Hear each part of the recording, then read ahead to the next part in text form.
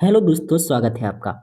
आज हम एसएससी में जो भी इतिहास के जो वैदिक सभ्यता है, वैदिक सभ्यता पाठ है, उससे जो भी क्वेश्चन आए हैं उनको सॉल्व करने वाले हैं जो एसएससी में आए हैं। तो शुरुआत करते हैं पहले प्रश्न से। सबसे पहला प्रश्न है कि वैदिक आर्यों का मुख्य प्रमुख भोजन क्या था। वैदिक आर्यों का, जो आर्य लोग थे, उनका प्रमुख भोजन क्या था। तो इसका सही आंसर क्या हो जाएगा? तो इसका सही आंसर हो जाएगा दूध और उसके उत्पाद। तो आपको याद रखना है, दूध और उसके उत्पाद। आगे बढ़ते हैं और दूसरे क्वेश्चन पर पहुंचते हैं। तो दूसरा क्वेश्चन लिखा है कि निम्नलिखित में से कौन सा अन्न मनुष्य द्वारा सबसे पहले प्रयोग होने वालों में से एक था। तो सबसे पहले किसका प्रयोग किया है मनुष्य ने? तो याद रखेंगे, इसका सही आंसर हो जाएगा जौ, यानी कि यव। आगे बढ़ते हैं। तीसरा क्वेश्चन क्या है? तीसरा क्वेश्चन देखते हैं। तो तीसरा क्वेश्चन लिखा है कि वैदिक लोगों द्वारा किस धातु का प्रयोग पहले किया गया था।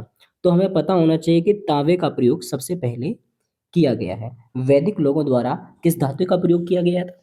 तो तांबे का प्रयोग किया गया था। और अगर अपन देखें, उत्तर वैदिक काल में आया था लोहा, तो लोहा आंसर आपको नहीं लगाना है, सबसे पहले आपको तांबा लगाना है।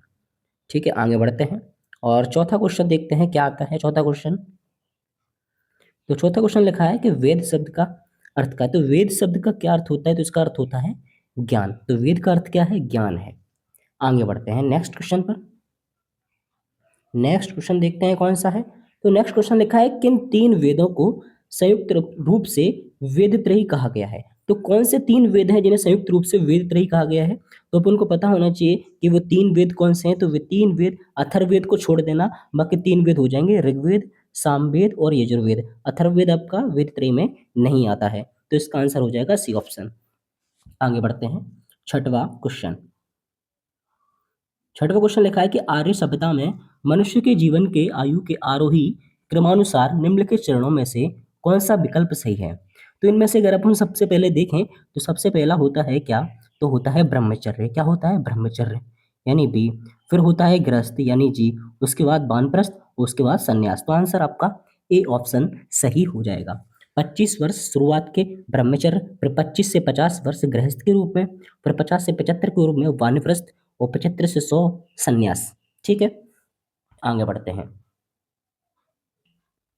आगे बढ़ते हैं, सातवां क्वेश्चन देखते हैं। सातवां क्वेश्चन क्या है? तो सातवां क्वेश्चन लिखा है कि आर्य आर्य पूर्वों के साथ अपने संघर्षों में सफल रहे क्योंकि। तो आर्य पूर्व की बात चल रही है, यानी जो हड़प्पा सभ्यता के लोग थे उनके साथ आर्य लोगों का संघर्ष हुआ था, लड़ाई हुई थी। तो आर्य लोग क्यों सफल रहे, क्यों जीत गए हैं? तो इसका कारण क्या था? तो याद रखेंगे, उनके आर्यों के पास क्या थे? घोड़े थे और उनके पास रथ थे। तो रथों का प्रयोग किया है उन्होंने, घोड़ों का प्रयोग किया है, तथा उनके पास ऐसे ऐसे औजार थे जो किलों को तोड़ देते थे। इसलिए आर्यों को अपने सुना है कि इंद्र की पूजा करते थे आर्य, और इंद्र को पुरंदर कहा गया है, किलों का तोड़ने वाला। तो इसमें सही आंसर हो जाएगा कि उन्होंने घोड़ों द्वारा चलाए जा रहे रथों का प्रयोग किया। आगे बढ़ते हैं, आठवां क्वेश्चन देखते हैं। आठवां क्वेश्चन है कि आरंभिक वैदिक काल में वर्ण व्यवस्था आधारित थी। तो क्वेश्चन को आपको ढंग से पढ़ना है। लिखा है आरंभिक वैदिक काल में, ठीक है। तो आरंभिक वैदिक काल में अगर हम देखें, वर्ण व्यवस्था व्यवसाय पर आधारित थी, या कह सकते हैं कर्म पर आधारित थी। बाकी उत्तर वैदिक काल में जन्म पर हुई। तो आंसर अभी इसका हो जाएगा सी ऑप्शन, यानी व्यवसाय पर। आगे क्वेश्चन देखते हैं अगला। अगला क्वेश्चन है कि ऋग्वेदिक आर्य पशुचारी लोग थे। यह इस तथ्य से स्पष्ट होता है कि। तो ऋग्वेदिक आर्य पशुचारी लोग थे, आप कैसे समझ सकते हैं? तो जरा, ऋग्वेद में गाय के अनेक संदर्भ हैं, ये भी बिल्कुल सही है। अधिकांश युद्ध गायों के लिए लड़े गए थे, ये भी सही है। पुरोहितों को दिए जाने वाले उपहार प्राय गाय होती थी, न कि जमीन, ये भी सही है। यानी उपयुक्त सभी इसके सही आंसर हो जाएंगे। नेक्स्ट 10वां क्वेश्चन देखते हैं। आर्यों को एक जाति कहने वाला पहला यूरोपियन कौन था? तो इसका सही आंसर हो जाएगा मैक्स मूलर। मैक्स मूलर इसका सही आंसर हो जाएगा। नेक्स्ट क्वेश्चन है आर्यन जनजातियों की प्राचीनतम बस्ती कहाँ है? तो इसका सही हो जाएगा आंसर सप्त सिंधु। जो पंजाब के आसपास का क्षेत्र है वो सप्त सिंधु कहलाता था। ये क्षेत्र इसका आंसर हो जाएगा। अगला प्रश्न लिखा हुआ है निम्नलिखित में से कौन सी जनजातीय सभा सामान्य रूप से जनजातीय सरदार मुखिया के चुनाव में शामिल होती थी? तो इसका आंसर हो जाएगा आपका समिति। इसका आंसर आपका हो जाएगा समिति।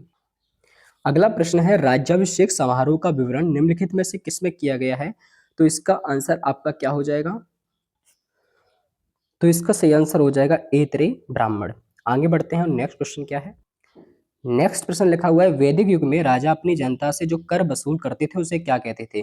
तो जो उस समय वैदिक युग में कर वसूला जाता था, टैक्स वसूला जाता था, उसको बलि कहा जाता था। आगे याद रखेंगे आप, ठीक। अगला प्रश्न देखते हैं। अगला प्रश्न लिखा हुआ है, प्रसिद्ध गायत्री मंत्र कहाँ से लिया गया है? तो इसका सही आंसर क्या हो जाएगा? ऋग्वेद हो जाएगा, और ऋग्वेद के तीसरे मंडल से गायत्री मंत्र लिया गया है। आगे बढ़ते हैं। आगे बढ़ते हैं, नेक्स्ट क्वेश्चन देखते हैं। तो नेक्स्ट क्वेश्चन लिखा हुआ है, भारतीय प्रतीक पर उत्कीर्ण सत्यमेव जयते कहाँ से लिया गया? तो सत्यमेव जयते आपको पता है कौन सी उपनिषद से लिया गया? मुंडकोपनिषद से लिया गया। इसको आप याद रखेंगे। अगला क्वेश्चन देखते हैं। अगला क्वेश्चन क्या है? अगला प्रश्न है, निम्नलिखित में से किस विदुषी ने वाद विवाद में अजय याज्ञवल्क्य को चुनौती दी थी? तो इसका सही आंसर क्या हो जाएगा? तो इसका सही आंसर हो जाएगा गार्गी। तो याद रखेंगे, गार्गी और अजय याज्ञवल्क्य में क्या हुई थी? वाद विवाद हुआ था। आगे बढ़ते हैं।